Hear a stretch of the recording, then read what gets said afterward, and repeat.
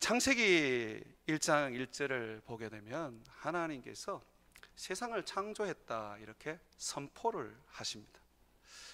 세상의 이 창조는 인간의 이성으로 알아먹도록 설명하는 것이 아닙니다. 히브리서 11장에 보게 되면 세상이 창조된 것, 하나님이 세상을 창조하신 것, 이거는 믿음으로 안다 그랬어요. 성경을 여러분들이 읽고 그 성경의 말씀을 받아들이는 것은 이성으로 받아들이는 것이 아니라 믿음으로 받아들이는 것입니다. 그래서 믿음을 계시 수납의 손이라 그렇게 말하는 거예요. 하나님의 말씀은 이성으로 받아들이면 안 됩니다. 자칫 잘못하면 잘못된 가르침을 받아들이게 되는 것입니다. 성경은 그저 있는 그대로, 성경이 가르치는 그대로 믿음으로 받아들이는 것입니다. 믿음으로 받아들일 때 그 말씀이 우리 안에 생명의 역사가 일어나고 창조의 역사가 일어나는 것입니다. 다시 한번 1장 1절을 보십시오. 태초에 하나님이 천지를 창조하시니라. 하나님이 세상을 만들었다고 말합니다. 자, 왜 만드셨을까요? 하나님이 거하실 집이 필요하셨던 걸까요?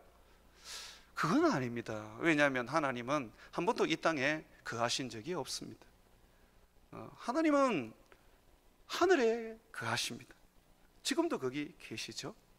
그렇다면 왜 하나님께서는 세상을 창조하셨을까요? 이사야서 45장 18절에는 그 이야기를 해주고 있습니다. 우리들의 거주지로, 우리들의 생활 터전으로 하나님이 세상을 만들었다 그렇게 말하고 있습니다. 이사야서 45장 18절을 보게 되면 대저 여호와께서 이같이 말씀하시되 하늘을 창조하시니 그는 하나님이시니 그가 땅을 지으시고 그것을 만드셨으니 그것을 견고하게 하시되 혼돈하게 창조하지 아니하시고 사람이 거주하게 그것을 지으셨으니 나는 여호와라 나 외에 다른 이가 없느니라. 이 세상은 우리를 위하여 만들어졌다 그렇게 말합니다. 그렇기 때문에 우리가 범죄했을 때에 이 세상은 저주를 받고 결국 망하게 되었죠. 이 세상은 예수님 오시는 날 완전히 사라집니다. 멸망합니다. 그러나 주님은 우리를 위하여 새로운 세상을 만들어 주십니다. 그것이 새 하늘과 새 땅입니다. 죄가 있지 아니하고 부패가 있지 아니하고 저주가 없는 그런 하나님의 나라를 만들어 주십니다. 그래서 이 창세기를 시작하는 말씀을 보게 되면 이 우리의 거주 공간으로 삶의 터전으로 하나님이 만들어 주신 게 참 맞구나 하는 것을 우리가 받아들이게 됩니다. 1장 1절 한번 보십시오.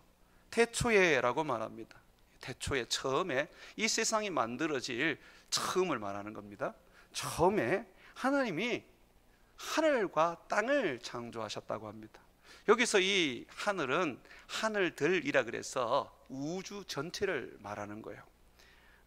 과학자들이 말하는 수많은 은하계들을 말하는 거예요. 자, 그러면서 땅, 천지라 그랬으니까 땅을 만드셨죠. 이 땅은 무엇입니까? 지구입니다. 지구. 하나님이 제일 처음 만드신 것이 바로 우주와 그리고 거기에 지구를 하나 만드셨습니다. 진화론 자들은 이 부분을 믿지 않습니다. 이 우주가 어떤 대폭발을 통해서 지금의 진화 과정을 거쳐 지구가 생기고 그리고 생물들도 생기고 인간도 생겼다고 말합니다. 그렇지 않습니다. 하나님은 처음부터 지구부터 만들었습니다. 태양이 지구보다 더 오래전에 생겨난 게 아닙니다. 지구는 첫째 날 하나님이 처음 만드는 이 세상을 만드는 그날에 만들어졌습니다. 이 태양은 네 번째 날로 만들어졌죠. 온 우주 속에서 가장 오래된 나이를 가지고 있는 행성이 있다면 그건 바로 지구입니다. 주님께서는 먼저 우리가 거주할 땅부터 만들었어요. 집을 지으려면 땅이 있어야 되지 않습니까? 하나님께서 우리가 거주할 그 집을 짓기 위해서 땅을 먼저 만드셨습니다. 그것이 지구입니다.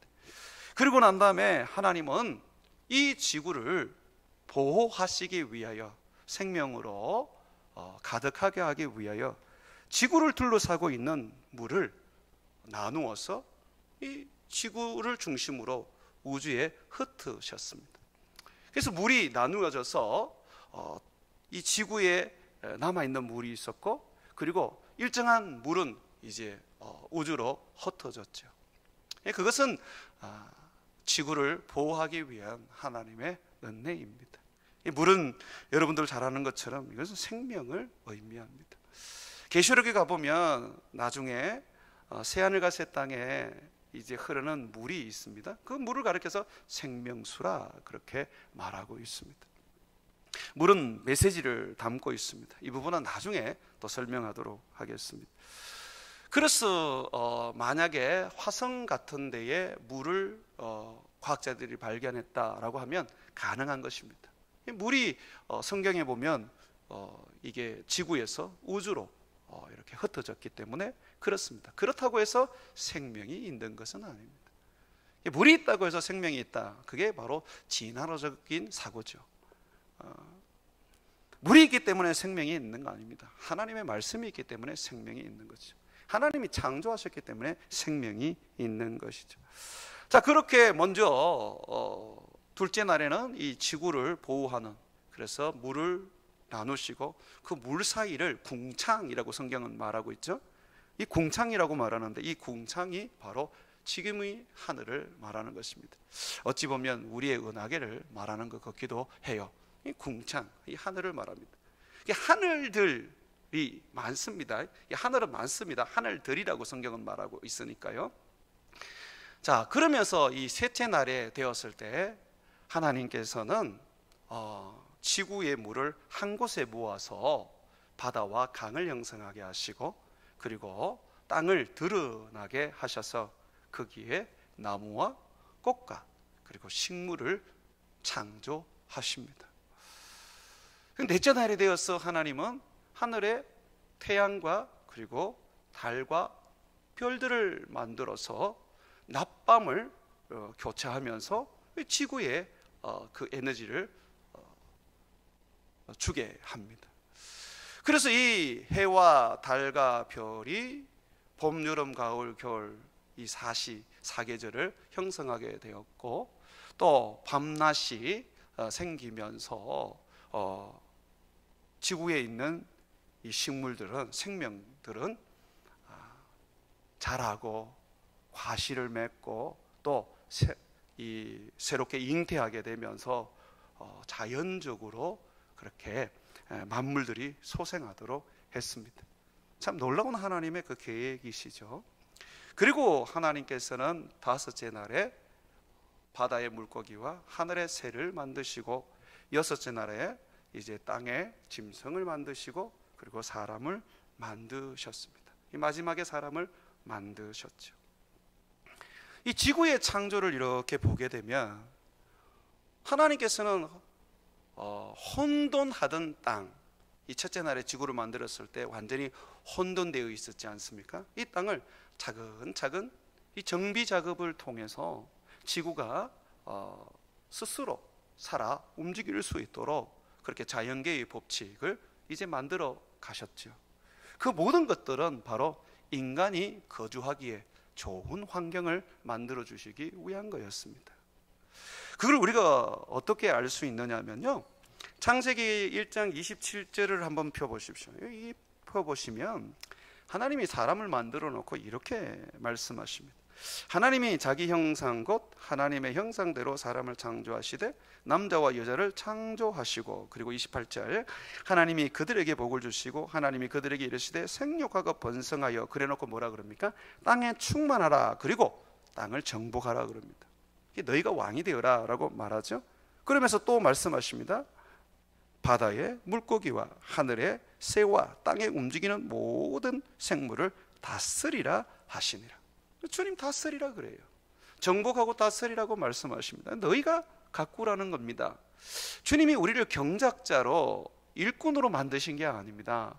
주님은 우리를 땅의 왕으로 만드신 것입니다. 이 세상의 모든 것은 주님 우리를 위하여 주신 것입니다. 29절에 보게 되면 주님은 또한 온 지면에 씨 맺는 모든 재주와 씨 가진 열매 맺는 모든 나무를 주셔서 먹을거리로 삼게 해 주셨습니다. 주님은 이 땅을 우리에게 주셨습니다. 이걸 기억해야 하는 것입니다. 왜 우리는 이토록 세상의 왕이 되는 영광을 얻게 되었습니까? 도대체 우리가 무엇이기에 하나님은 이 세상을 창조하여 우리에게 주신 것입니까? 왜 우리 때문에 세상을 주님은 창조하신 것입니까? 우리가 바로 주님의 자녀이기 때문에 그렇습니다. 주님은 세상을 창조할 때부터 우리를 만드시려고 이미 계획하셨습니다. 근데 우리를 어떻게 만드셨느냐, 뭐로 만드시느냐 하면요, 우리를 자기의 자녀로 만드셨습니다. 에베소서 1장 5절에 보게 되면, 에베소서 1장 3절에서 5절의 말씀을 보게 되면 그 말씀이 나옵니다. 찬송하리로다 하나님 곧 우리 주 예수 그리스도의 아버지께서 그리스도 안에서 하늘에 속한 모든 신령한 복을 우리에게 주시되, 하나님이 하늘에 속한 모든 신령한 복을 다 주신대요. 신령한 복 중에 일부를 주는 게 아니라 하늘에 속한 모든 신령한 복을 다 주신대요. 그 어떻게 우리에게 다 주십니까? 이 성경은 말하고 있습니다. 곧 창세 전에, 그 세상을 만들기 전에 우리를 그리스도 안에서 택하여 자녀로 택하셨어요. 우리로 사랑 안에서 그 앞에 거룩하고 흠이 없게 하시려고 그 기쁘신 뜻대로 우리를 예정하사 예수 그리스도로 말미암아 자기의 아들들이 되게 하셨으니, 주님께서 세상을 만들기 전에 우리를 자기의 자녀로 삼으셨습니다. 우리가 세상에 만들어지기 전부터, 이 세상이 존재하기 전부터 하나님은 우리의 창조를 계획하셨고, 우리를 예수 그리스도와 함께, 외아들 예수 그리스도와 함께, 독생자 예수 그리스도와 함께 우리를 자기의 자녀로 삼으신 것입니다. 우리는 하나님의 자녀입니다. 그래서 하나님께서 우리를 위하여 우리의 집과 우리의 터전을 만들어 주신 것입니다. 그것이 세상입니다. 별도 우리를 위하여 존재하고 달도 우리를 위하여 존재하고 세상의 모든 만물들이 다 우리를 위하여 존재하는 것입니다. 우리의 것입니다.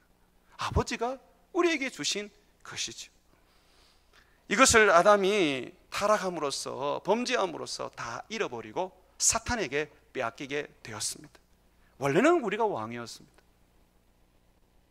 그러나 예수님이 다시 오셔서 이 만유를 회복하실 때, 다시 새 하늘과 새 땅을 만드시고 우리를 거기에 두실 때 그리스도와 함께 상속자가 되어서 그곳에서 왕노릇하게 될 것입니다.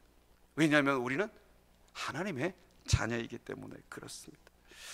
하나님은 우리의 아버지이십니다. 그래서 모든 것을 우리에게 주시려고, 하늘에 속한 신령한 모든 것을 우리에게 주시려고 하셨습니다. 그 중에 일부가 바로 이 세상 창조라는 것이죠. 그러므로 사랑하는 여러분, 여러분이 이 땅의 것이 하나님이 여러분에게 주신 것임을 잊지 마십시오. 그러므로 이 땅의 것을 숭배하고 이 땅의 것을 여러분들이 하나님처럼 여긴다면 참으로 부끄러운 일입니다. 누군가 여러분에게 어떤 강아지 한 마리를 선물했다고 합시다. 근데 그 강아지가 너무 좋고 또 강아지가 뭔가 모르게 신령하게 보여서 그 강아지를 신으로 숭배하게 된다면 참으로 여러분은 어리석은 사람이 되는 것입니다. 주님은 우리에게 말씀하십니다. 강아지를 정복하고 다스리라 라고 말씀하십니다.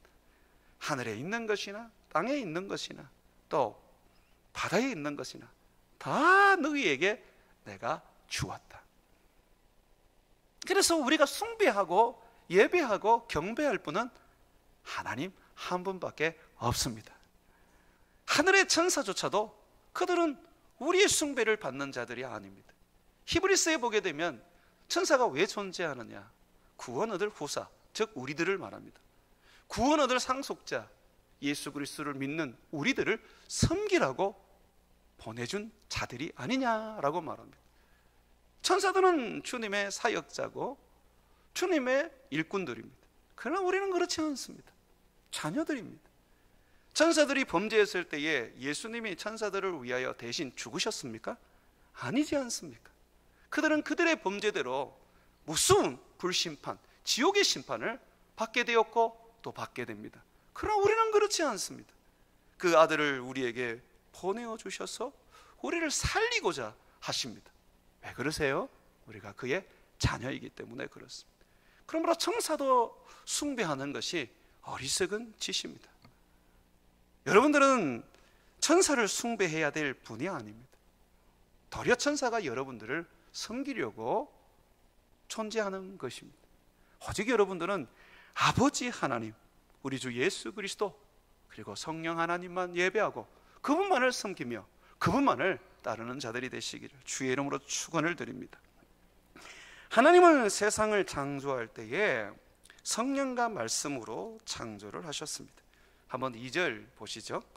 땅이 혼돈하고 공허하며, 세상에 처음 주님이 이 지구를 만들었을 때 그때 모습입니다. 아주 혼돈하고 공허하고 흑암이 깊은 위에 있었고, 그리고 그 지구 위에 혼돈되어 있는 그 지구 위에 물이 가득 차 있었습니다.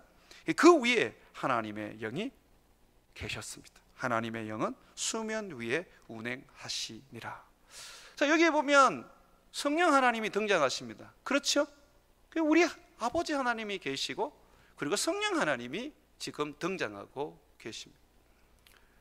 이 성령 하나님이 왜 지구 위를 지금 거닐고 계십니까?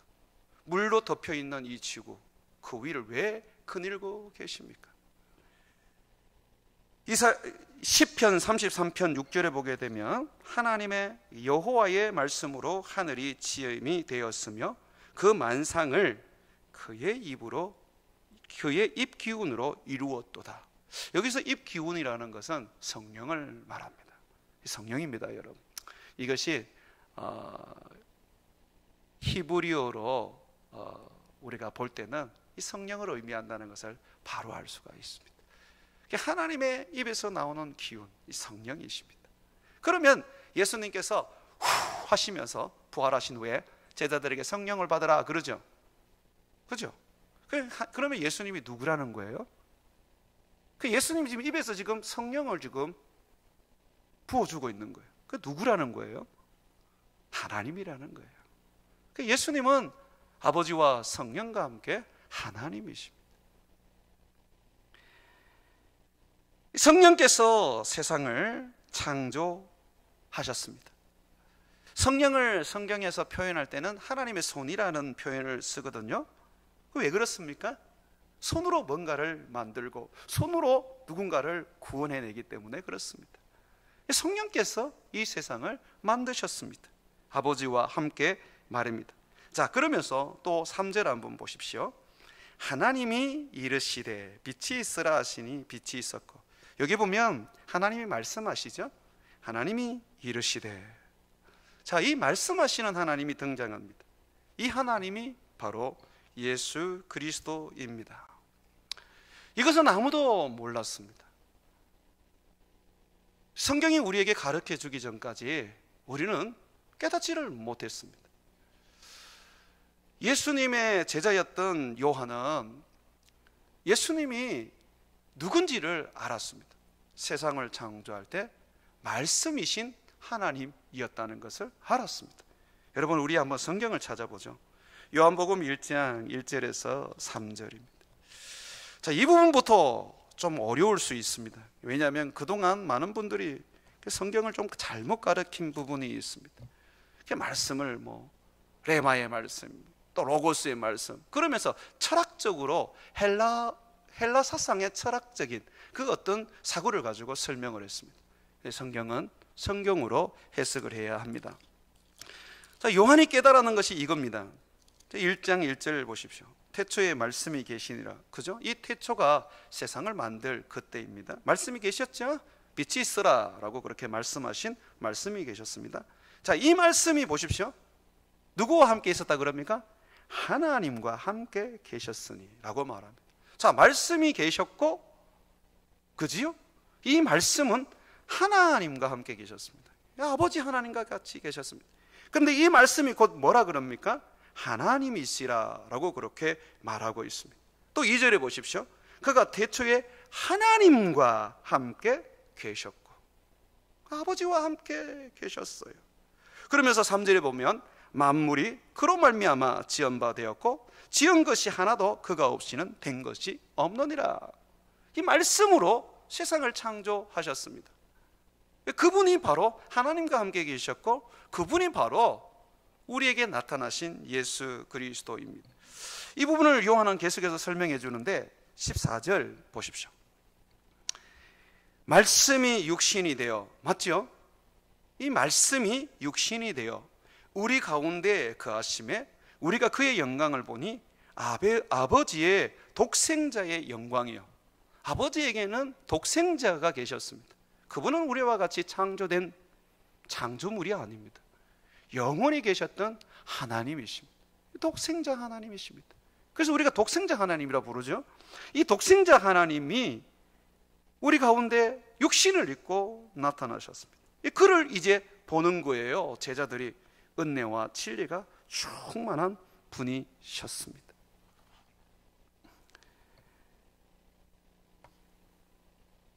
다시 18절 보십시오. 본래 하나님을 본 사람은 없으되 아버지 품속에 있는 독생하는 하나님이 나타내셨느니라. 아들이 이 세상에 오셨습니다. 그분을 통하여 우리는 하나님을 보게 되었고 하나님을 만나게 되었습니다. 세상을 창조할 때에 예수님은 아버지와 함께 계셨습니다. 그리고 아버지는 아들을 통하여서 세상을 창조하셨습니다. 우리는 예수님이 구약에는 아무것도 하지 않고 그냥 숨어 있었던 분처럼 여깁니다. 예수님의 존재를 생각하지 않습니다. 그러다 보니 신학자들 중에는 예수님이 하나님이 되었다, 우리와 같은 인간이었는데 그가 거룩한 삶을 살고 하나님의 뜻을 위하여 십자가에 죽었기 때문에 그가 하나님이 되었다라고 말합니다. 천주교는 이 교리를 붙잡고 믿습니다. 그러다 보니까 불교와 같은 사상을 가지고 있다고 자기들은 생각합니다. 불교에는 어떤 사상이 있습니까? 불교는 해탈하여 부처가 되는 거잖아요, 그죠? 똑같이 예수님도 하나님의 뜻을 이루고 하나님이 되었다. 그래서 우리도 예수님처럼 살면 하나님 같이 될 수 있다라고 그렇게 가르칩니다. 절대 그렇지 않습니다. 거룩한 삶을 산다고 해서 하나님의 같이 되는 게 아닙니다. 우리 누구도 하나님 같이 될 수가 없습니다. 예수를 믿음으로 말미암아 하나님의 자녀로 입양되는 것입니다. 이걸 명확하게 하십시오. 여러분은 하나님이 될 수 없습니다. 저와 여러분은 창조물입니다. 영원토록 창조물입니다. 그런데 주님이 그 피로 우리의 죄를 씻고 새롭게 창조하여 하나님의 아들로 입양, 양자로 입양하여 준 것입니다. 예수님은 양자가 아닙니다. 친아들입니다. 그래서 독생자라는 표현을 쓰는 것이죠. 아버지가 계시고 아들이 계시고 그리고 성령님이 계십니다. 이걸 놓치시면 안 됩니다. 한 본질이십니다. 그러나 하나님은 분명히 세 분의 인격을 성경은 말해주고 있습니다. 아버지가 계시고 아들이 계시고 성령이 계신다는 것입니다. 예수님이 세례받을 때 하늘에서 비둘기 같은 뭐가 임했습니까? 성령이 임했어요. 벌써 보십시오. 예수님이 계시고 성령님이 계시죠. 그리고 또 하늘에서 소리가 들렸어요. 뭐라고 들렸습니까? 이는 사랑하는 내 아들이라. 아버지의 소리가 들렸단 말이죠. 기억하셔야 됩니다, 여러분. 예수님께서는요, 처음부터 아버지와 함께 계셨습니다. 아버지의 품에 거하셨습니다. 제가 하나 물어볼게요. 아담은 하나님 아버지를 보았을까요? 못 보았습니다. 다시 한번 보십시오. 요한복음 1장 18절. 본래 하나님을 본 사람이 없으되. 이 아담은 사람입니까? 아니면 신입니까? 사람이잖아요. 하나님을 본 사람은 아무도 없습니다. 하나님을 본 사람은 없습니다. 그렇다면 아담은 어떻게 아버지를 보고 만났을까요? 예수 그리스도를 통해서 보고 만난 것이죠. 예수님은 항상 아버지의 이름으로 아버지의 말씀을 하셨고 아버지를 드러내셨습니다. 이 부분이 여러분 좀 어려울 수 있지만은 분명한 것은 예수님께서는 항상 자기를 드러내신 적이 없습니다. 이 땅에 오시기 전까지 그는 항상 아버지의 이름으로 아버지를 영화롭게 했고 아버지를 사람들에게 나타내셨습니다. 요한복음 6장 46절에 보게 되면 예수님은 이런 얘기 하셨습니다.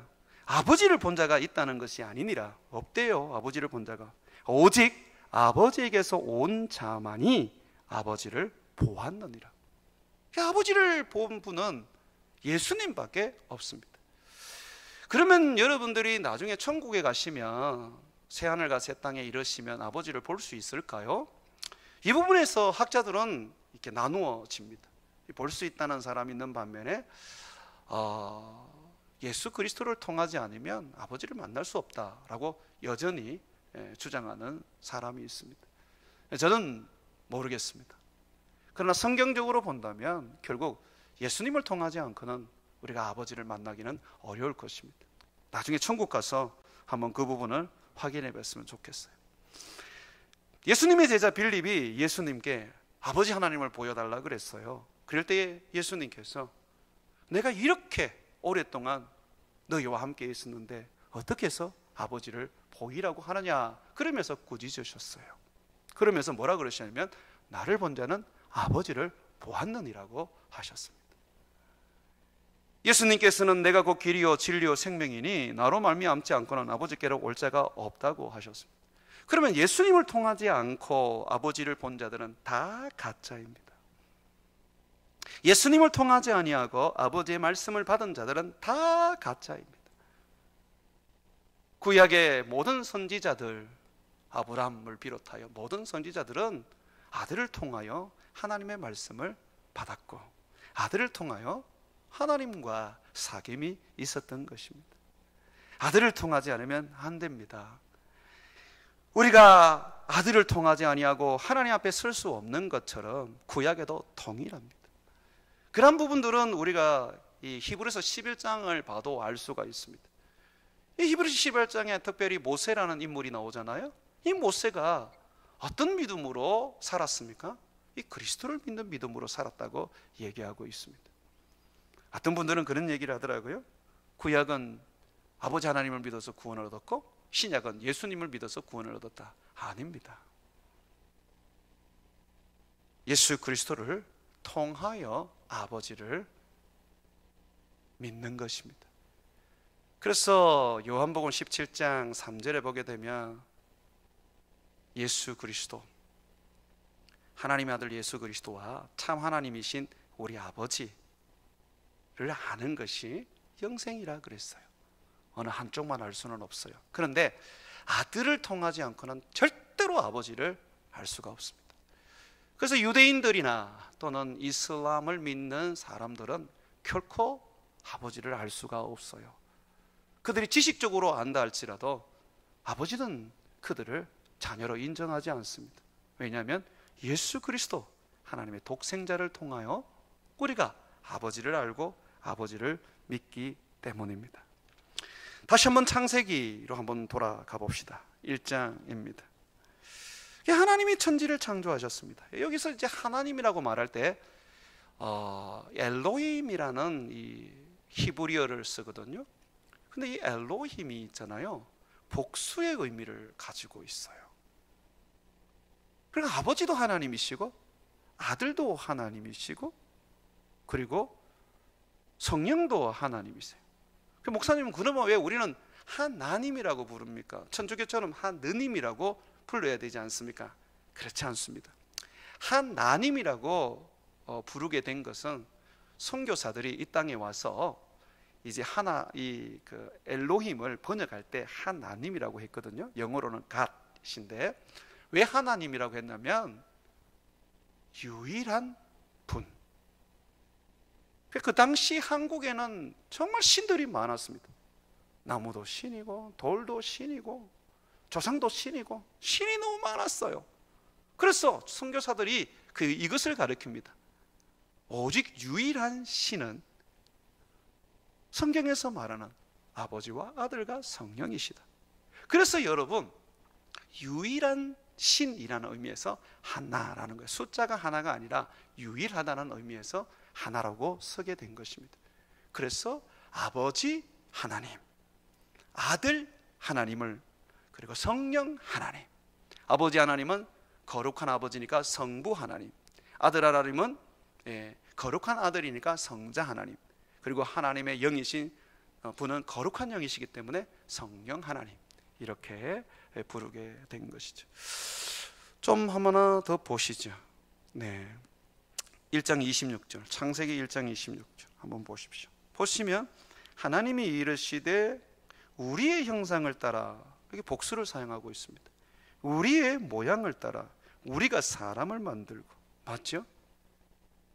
하나님은 여러분이 생각하시는 것처럼 숫자적으로 하나가 아닙니다. 아버지로 계시다가 어느 날 갑자기 아들로 돌변하시고, 아들로 있다가 지금은 성령으로 그렇게 돌변하시는 분이 아닙니다. 몸 하나에 머리 셋 달린 그런 존재도 아니십니다. 각기 다른 인격을 가지고 계시는 분이십니다. 그러면서도 한 본질이다. 이게 삼위일체인데 이 한 본질은 믿음으로 받아들여야 합니다. 어떤 이해로서 지식으로 여러분들이 그것을 깨달을 수는 없습니다. 믿음으로 받아들이는 것이죠. 자, 이렇게 하나님께서 세상을 창조하셨습니다. 아버지와 아들과 성령께서 세상을 창조하셨습니다.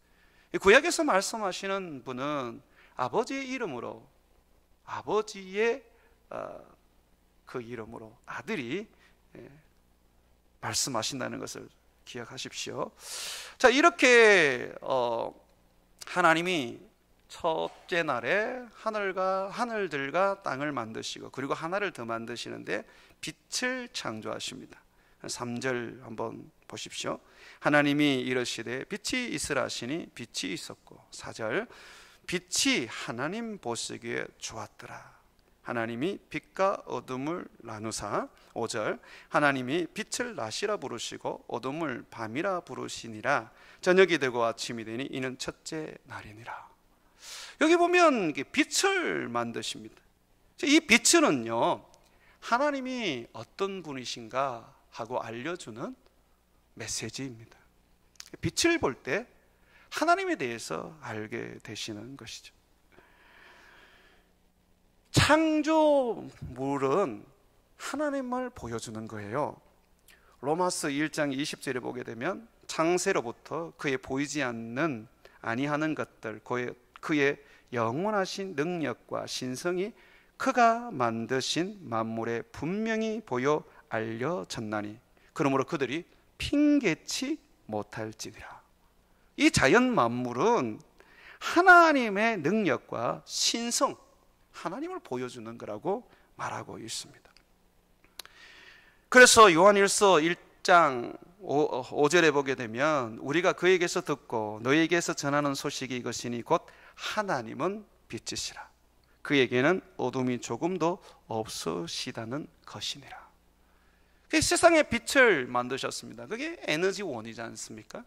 근데 그 빛은 하나님을 보여주는 거예요. 우리도 하나님을 보여주는 존재입니다. 세상의 모든 만물들은 하나님을 보여주는 거예요.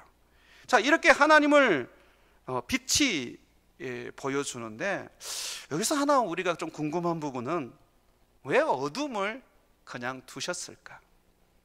새하늘과 새 땅에는 어둠이 없습니다.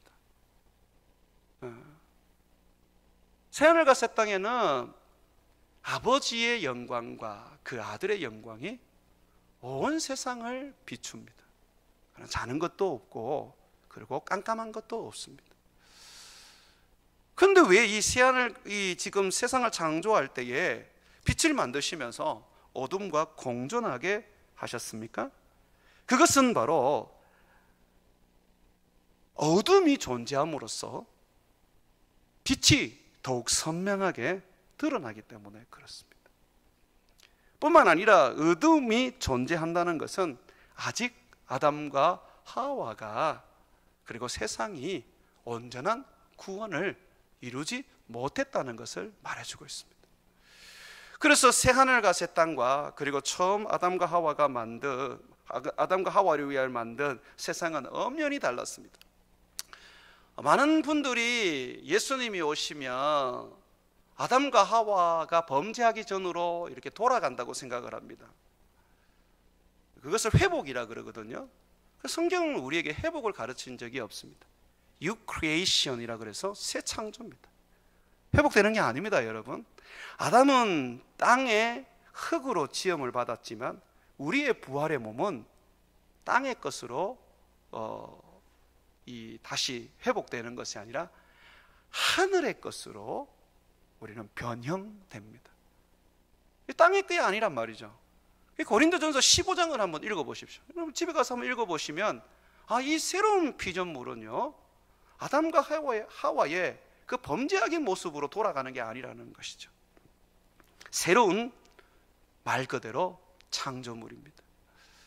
그러니까 아담과 하와가 만들어졌던 그 처음 세상은 여전히 온전함이 필요하다는 것입니다.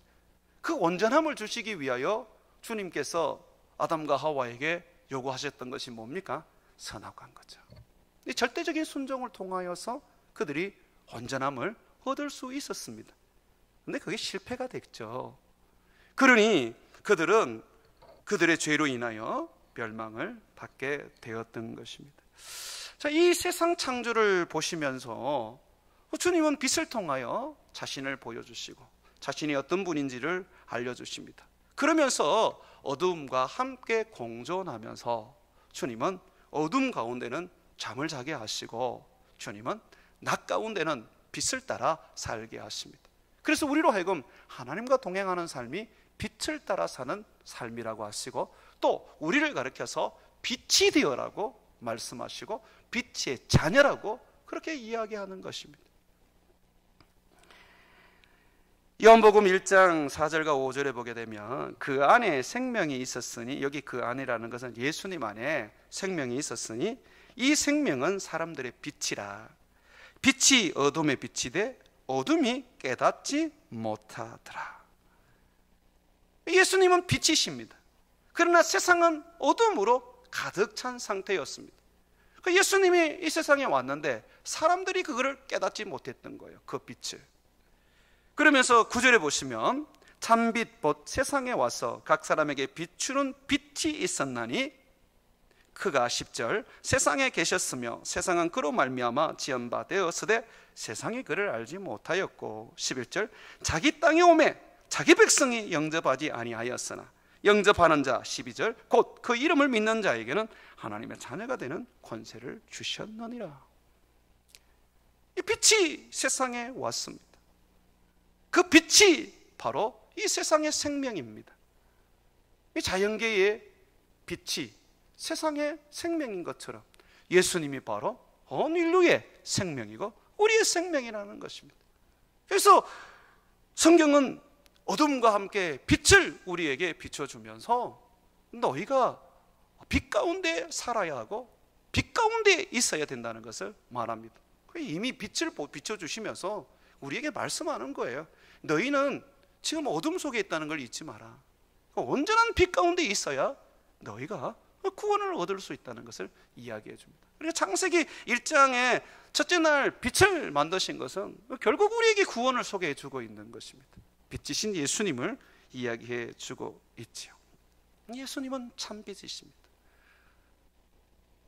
이미 창세기 1장에부터 천지 창조를 통하여 분명하게 말씀해 주신 예수님은 세상의 빛입니다. 그를 영접하고 그와 함께 우리가 살아갈 때에 우리는 빛 가운데 거하고 빛으로 말미암아 생명 안에 살아갈 수 있는 것이죠. 사랑하는 여러분, 오늘 천지창조의 첫째 날에 대한 이야기를 우리가 나누었습니다. 성경은 누구에 대한 이야기입니까? 무엇에 대한 이야기입니까? 예수님은 요한복음을 통하여 성경은 내게 대한 이야기라고 합니다. 창세기 1장부터 우리에게 예수님의 이야기를 해주고 있습니다. 범죄하기 전이나 범죄한 이유나 항상 예수님이 필요로 한 것이죠. 목사님, 그러면 범죄하지 않았다면, 아담과 하와가 범죄하지 않았다면 어떻게 사람들이 구원을 얻었을까요? 가장 아름다운 방법으로, 가장 정결한 방법으로 예수 그리스도로 말미암아 구원에 이르렀을 것입니다. 범죄하기 전이나 범죄하기 이후로나 우리가 하나님의 자녀로 온전하게 되기 위해서는 예수 외에는 없습니다. 이것이 창세기, 이것이 이 세상을 창조하기 전부터 하나님이 정하신 그의 뜻입니다. 우리 하나 성경을 다시 한번 읽어보고 오늘 말씀을 마치겠습니다. 에베소서 1장 3절 말씀입니다. 이것이 바울이 깨달은 진리 중에 진리라고 바울은 에베소 교회에 소개하고 있는데요, 에베소서 1장 3절에서 5절 말씀입니다. 찬송하리로다 하나님 곧 우리 주 예수 그리스도의 아버지께서 그리스도 안에서 하늘에 속한 모든 신령한 복을 우리에게 주시되. 자, 우리에게 모든 신령한 복을 주시는데 뭔지 보십시오. 곧 창세 전에, 분명히 말하죠. 세상을 만들기 전에 그리스도 안에서, 여기 보십시오.